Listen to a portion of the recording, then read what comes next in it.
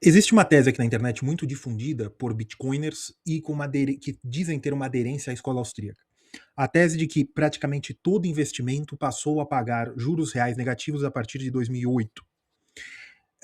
E acaba de sair um artigo, acaba, né, faz uns meses, de pessoas ligadas à escola austríaca no Brasil, mostrando que isso aqui está errado.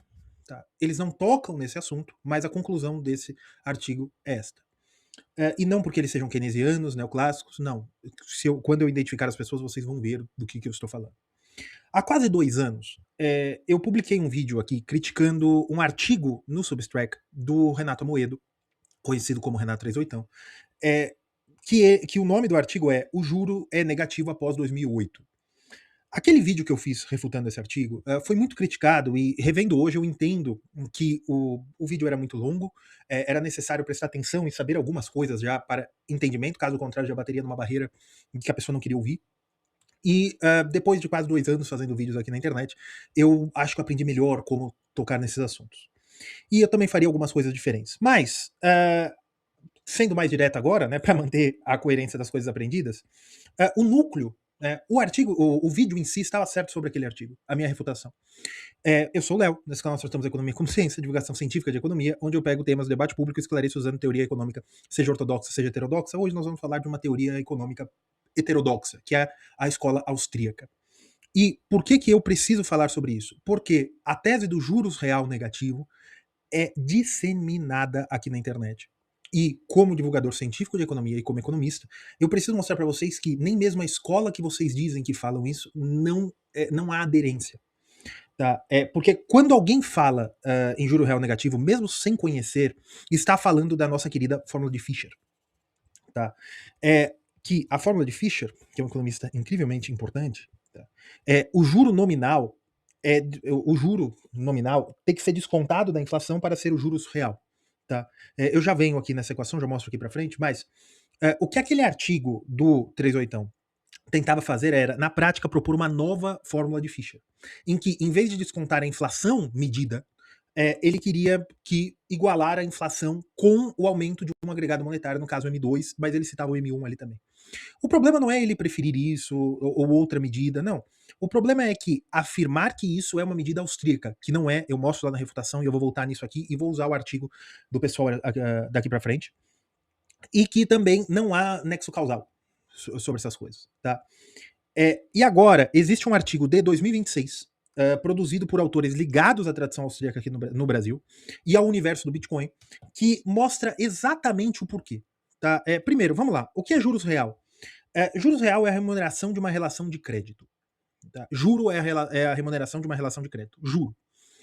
Quando você empresta dinheiro, você compra um título de dívida e ou mantém esse dinheiro remunerado no banco, mas você também está comprando um título de dívida, você recebe uma taxa nominal. Você deixa o dinheiro aqui, 1.000, eu vou te devolver 1.100, né? Então você está ganhando 10%. Mas quanto foi a inflação do período? Ou seja, não basta saber quanto que ele vai me dar nominalmente, quantas unidades monetárias a mais eu vou recebendo. É necessário saber quantas dessas unidades monetárias ainda conseguirão comprar, né, em relação ao poder de compra da economia, o poder de compra daquela unidade monetária. E a fórmula de Fischer é essa daqui, tá? 1 mais R é igual a 1 mais I dividido por 1 mais π. Léo, π 3,14? Não. Veja, R é juro real. I é juro nominal. π é inflação. Tá? Se uma aplicação pagar 8% no período em que os preços aumentaram 10%, ela está com juros real negativo próximo de 2. Por quê? Porque, na verdade, a fórmula é essa daqui. Quando você faz só juro real é igual a juros menos inflação, isso aqui é uma aproximação. Tá bom? Só para vocês entenderem. Isso de fato existe. Esse vídeo não é para negar que existam juros reais negativos. Não. Esse vídeo é para mostrar que não se pode afirmar que após 2008 todo juros é negativo. O problema começa quando essa expressão é utilizada para coisas que ela não está representando. A desvalorização, por exemplo, a valorização de uma ação ou desvalorização de uma ação não é juros. A variação desse capital investido em ações não é juros ou juros negativos. Dividendos não são juros. A valorização do ouro não é juro. Nós podemos calcular o valor real, podemos calcular um valor de juros equivalente, né, até para custo de oportunidade, isso dá para fazer. Agora, O próprio artigo do 38 colocava a Selic, o Ibovespa, o ouro dentro de uma única discussão sobre juros negativos. Isso não pode ser feito. Isso mistura retornos de diferentes naturezas. Até porque, se você quiser fazer juros equivalentes, você tem que ver quando é a saída. É muito complicado isso. O erro realmente importante não é só de nomenclatura, mas isso gera uma confusão na cabeça do público. E é importante que, veja, o artigo do 38, que eu vou deixar aqui embaixo, né, do Renato Moedo, mas ele gosta de chamar 38, né, então acho que não vai ter problema nenhum. Começa com uma definição aparentemente convencional, de que juros real consiste em juro descontado da inflação e é negativo se resulta em valor inferior a zero. Beleza. Mas depois ele já fala assim, como ensina Mises nas 6 lições, a inflação real não é expressada por índice de aumento de preço, e sim pelo aumento da base monetária. Já tem um erro aqui sobre a teoria austríaca, não é aumento da base monetária, ponto. É aumento da base monetária não correspondido pelo aumento da demanda por moeda. Por quê? Porque Mises não esqueceria a oferta e demanda. Tá? Mas eu não quero entrar nesse problema hoje, eu já fiz vários vídeos sobre isso aqui no canal. Agora vamos lá. O problema é que ele já está partindo do princípio que base monetária é perfeitamente mensurável por M1 ou M2. Isso é um problema fantástico. Porque ele diz que essa é a inflação real e a taxa de retorno mínima para não haver perda real. O que ele está propondo? Ele está propondo uma nova regra de Fischer. Uma nova fórmula de Fischer. É isso. Porque ele conclui o texto dele falando assim, após 2008, no Brasil não existem mais investimentos no sistema legacy. Que é um erro no próprio... Veja um vídeo que eu refuto completamente, mas tá errado aquele artigo. E é necessário perceber o tamanho do salto lógico que ele fez aqui. Ele definiu o juros real como juro nominal. Descontado uma inflação que ele coloca como identidade de base monetária. E ele não apresenta a base monetária, ele apresenta agregado monetário. Isso já tem uma série de problemas. E transformar o crescimento desses agregados numa taxa mínima universal que qualquer ativo deve superar. Você está esquecendo da inflação do agente econômico. Isso não existe nada mais mecânico que isso do ponto de vista... um austríaco ficaria muito incomodado com isso. Tá? E se o ativo crescer menos que a variação do M2, ele decorre de que você tem um juros real menor que zero. Isso não é uma aplicação da fórmula de Fischer, isso é uma nova fórmula de Fischer.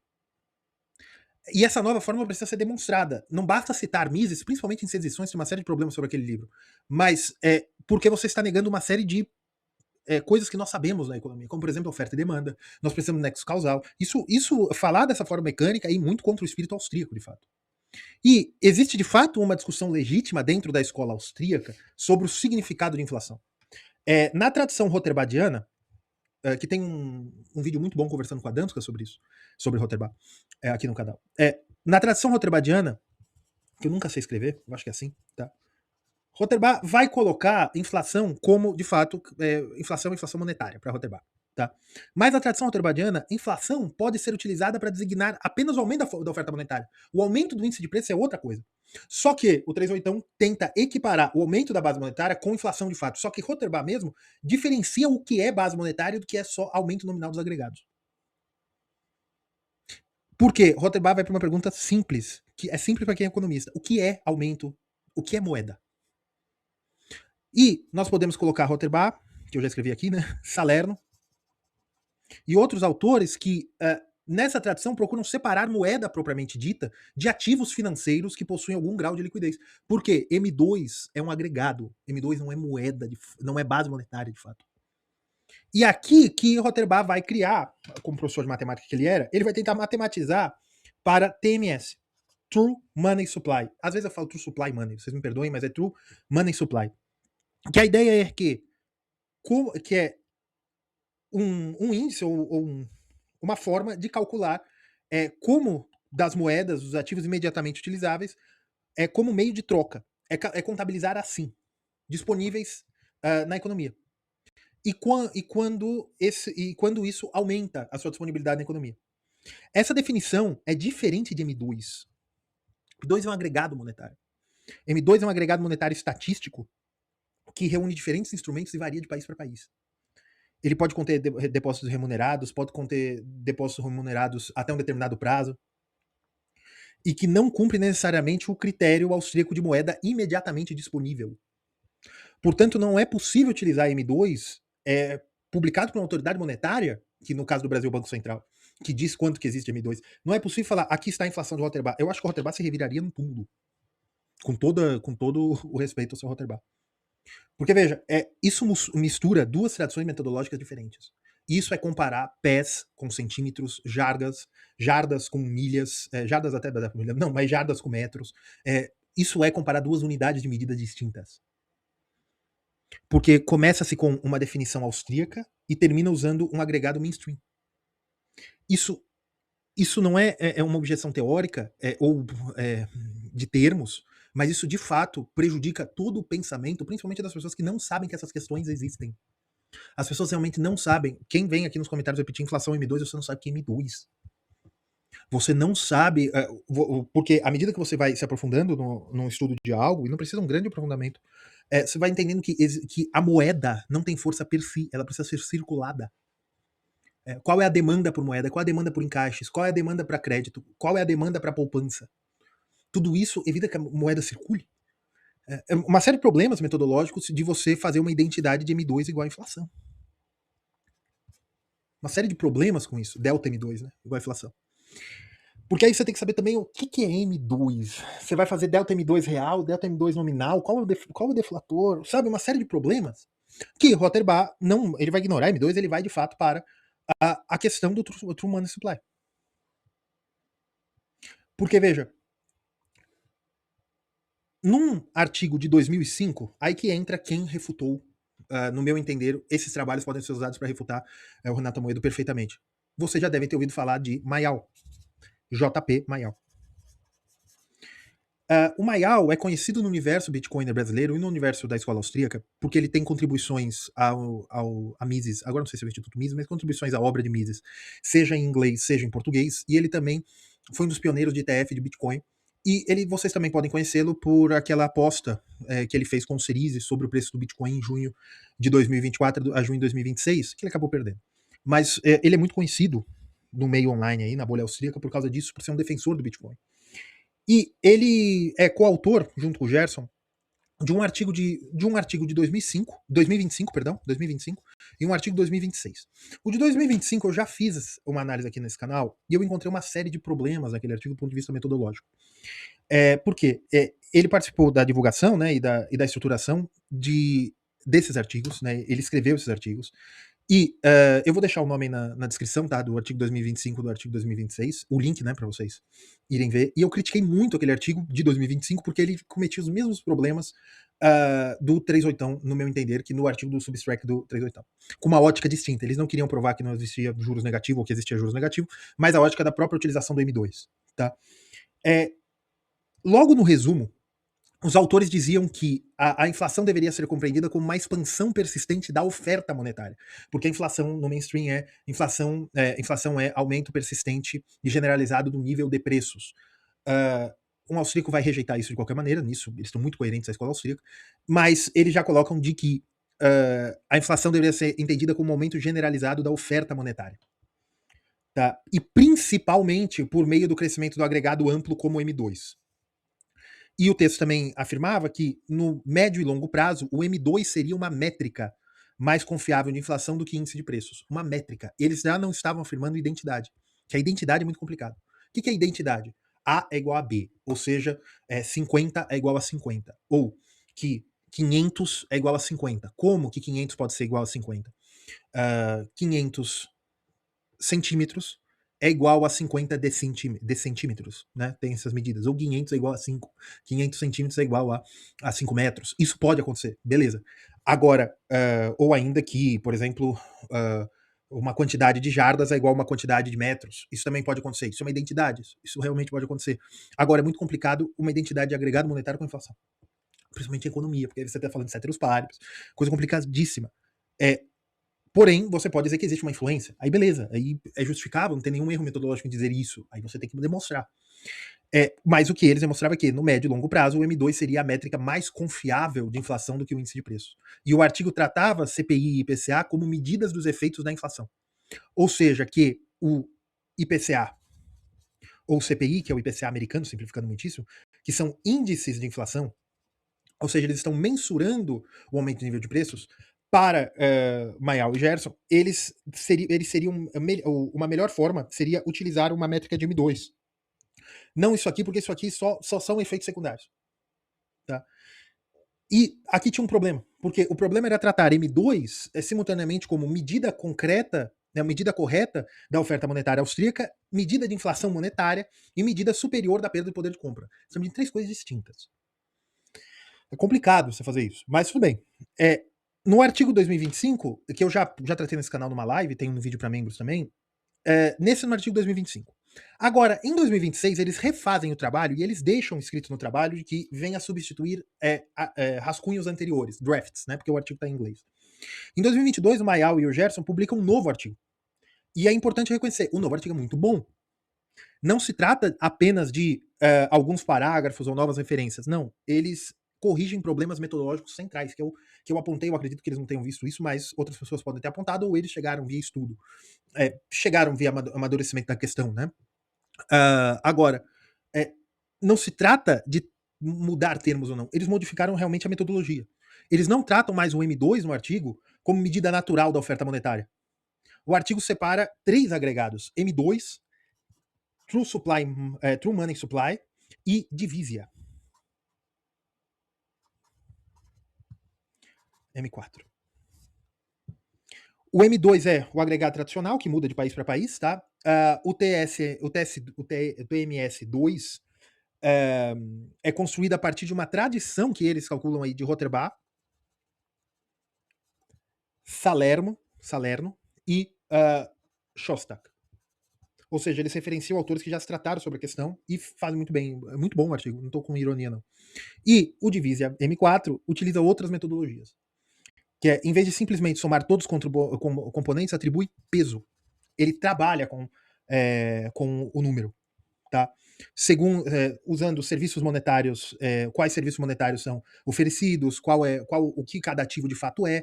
E nessa separação já é suficiente para mostrar que o método do Renato Amoedo naquele artigo está incompleto. Porque o M2 não pode ser utilizado para isso. Você tem que trabalhar com o M2 ou com as informações apresentadas sobre os agregados monetários, você também pode ajudar a construir o TMS. Porque agregados não se comportam da maneira linear que é presumida no artigo do Substract. E o que Gerson e Mayal chegaram à conclusão? Que nos Estados Unidos a correlação entre as taxas de aumento de M2 e da TMS2 foi de apenas 0,58. Não explica, o modelo não é muito bem explicado. No Brasil, a correlação entre M2 e a aproximação TMS foi ainda menor, 0,39.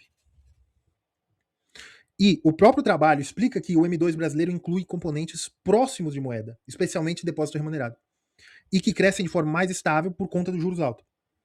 E isso não se apresenta em um aumento de dinheiro pronto para o consumo. Portanto, o que eles mostram é que M2 é diferente de True Supply Money. True Money Supply.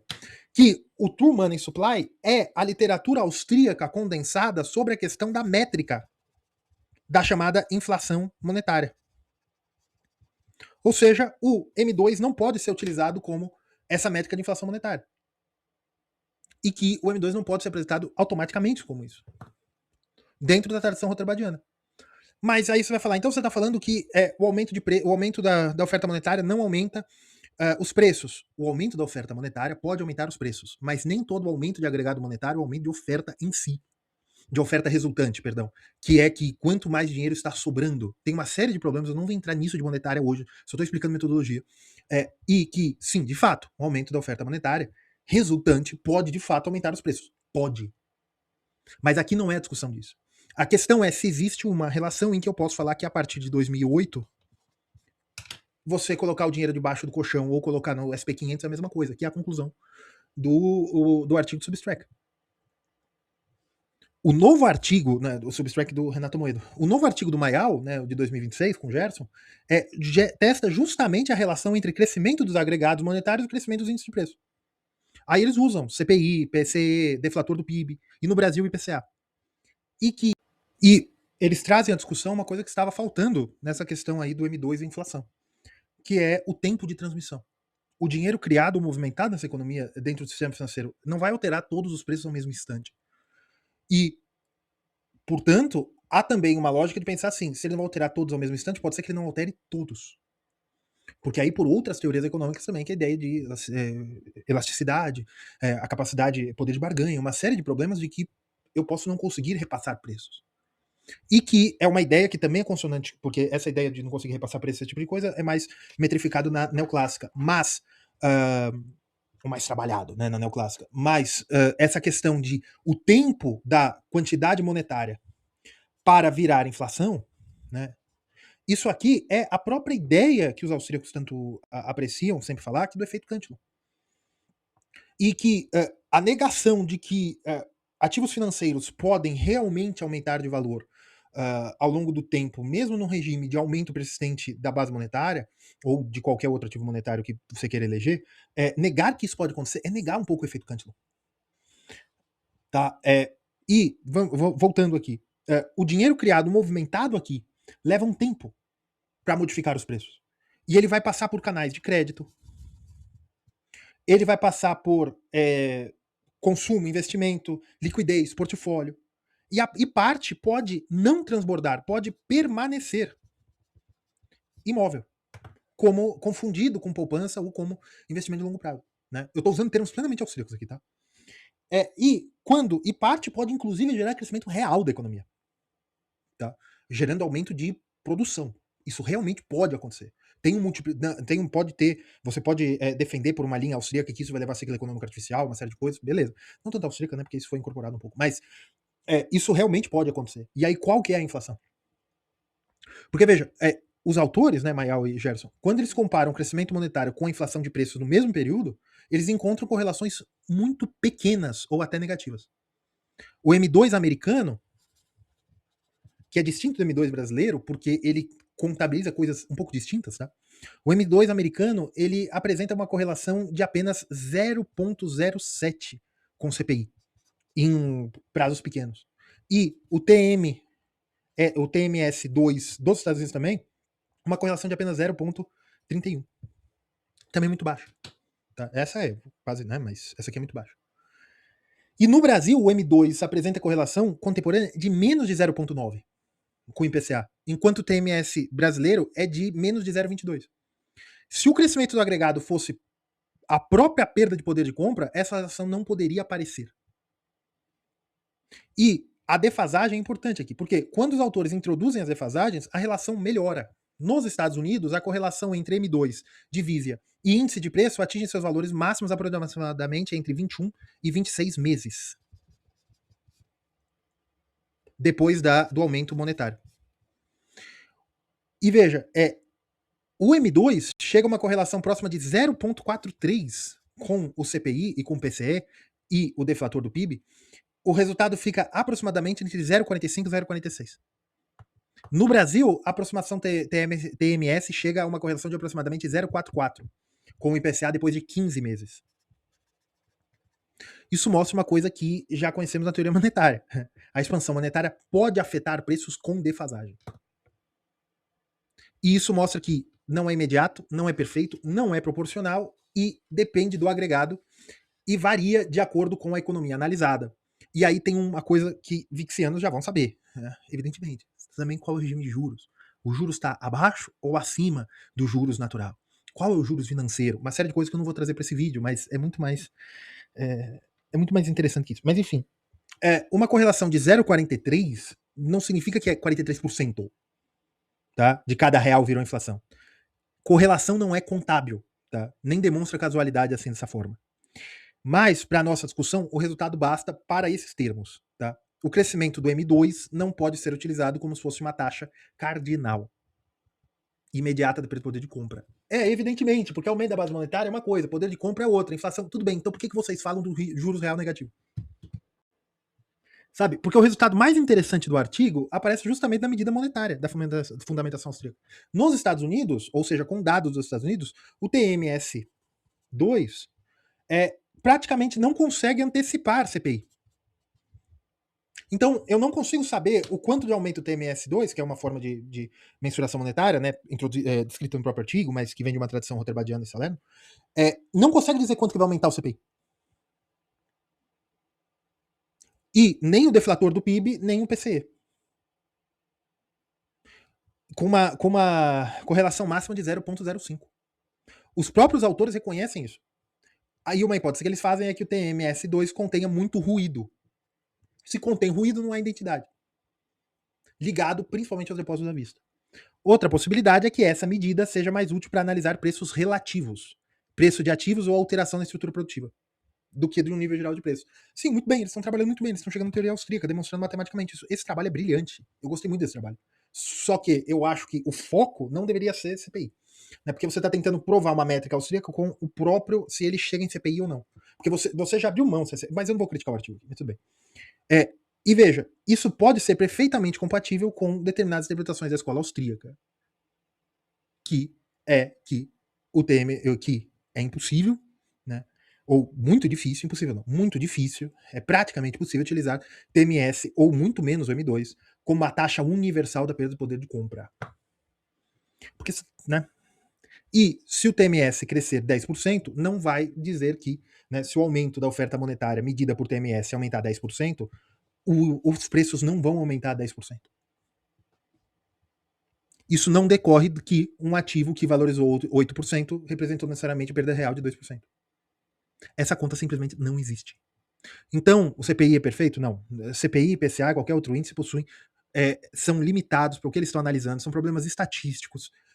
Muito. E outra coisa, inflação não é a mensuração, inflação é o fenômeno. Quando nós falamos índice de inflação, ou qual é a inflação, qual é a inflação? É uma infeliz metonímia. Tá. Os índices trabalham com cesta de produto, nenhuma pessoa, você não é a economia. Existem diferenças regionais. No Brasil é muito problemático porque não se mede em todas as capitais. Tem uma série de diferenças. São Paulo é um mundo à parte, praticamente. Você tem uma série de problemas, tá? Exagero dizer que São Paulo é um mundo à parte, mas vocês entenderam o que eu quero dizer. Tá, existem limitações. Mas isso não pode se transformar em M2, porque é pior ainda. O M2 é uma medida contábil. Tá? Inflação é um fenômeno real. Ou seja, o que realmente acontece. M2 é uma medida contábil. Tá? E o M2 pode, inclusive, ser relacionado pela inflação. O aumento dos preços pode exigir mais moeda. É muito difícil. Eu não quero entrar nesse argumento hoje, mas é metodologicamente complicadíssimo defender isso. Tá? E, evidentemente, com o aumento monetário pode ajudar a explicar o aumento de preços. Tá? E a refutação, o artigo do Mayal e do Gerson não é escrito para responder o Renato Amoedo, mas corrige exatamente os erros metodológicos do Renato Amoedo. Porque pelo artigo do Mayal e do Gerson, nós decorremos que M2 é diferente de inflação. Portanto, a fórmula de Fischer, que nós temos que R é aproximadamente inflação menos juros menos inflação, né? Juros real é igual a juros nominais menos inflação. M2 é diferente de inflação, portanto, nós não colocamos inflação aqui. E pela janela, sendo bondoso com o modelo, pela janela demoram 20 meses para entrar. Ou seja, se você está falando um período de 2008 para cá, essas alterações já teriam movimentado o índice de preço. Que eles estão falando de 21 a 30 meses, mais ou menos, dependendo o ponto que eles calibram lá. Então isso já teria entrado no índice de preço.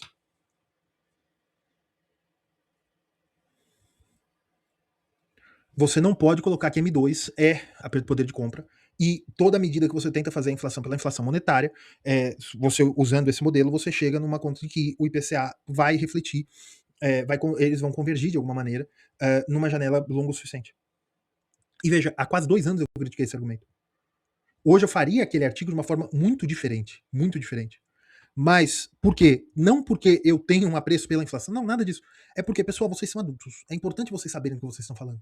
Crianças podem viajar, falar besteira e tal. Agora, veja, se vocês querem falar de coisas tão complexas como a mensuração de fenômeno real, saibam o mínimo que vocês estão falando. Senão vocês podem também cometer erros que podem custar dinheiro a vocês. Tá? Erros de investimento, esse tipo de coisa. Tá? Então é isso, pessoal. O artigo do Mayal tá aí na descrição, tá na SSR não sei o quê, e do Substrack aí do Televisão também, e o vídeo original, vocês procurem no canal. Tá certo, pessoal? Um abraço, fiquem todos com Deus.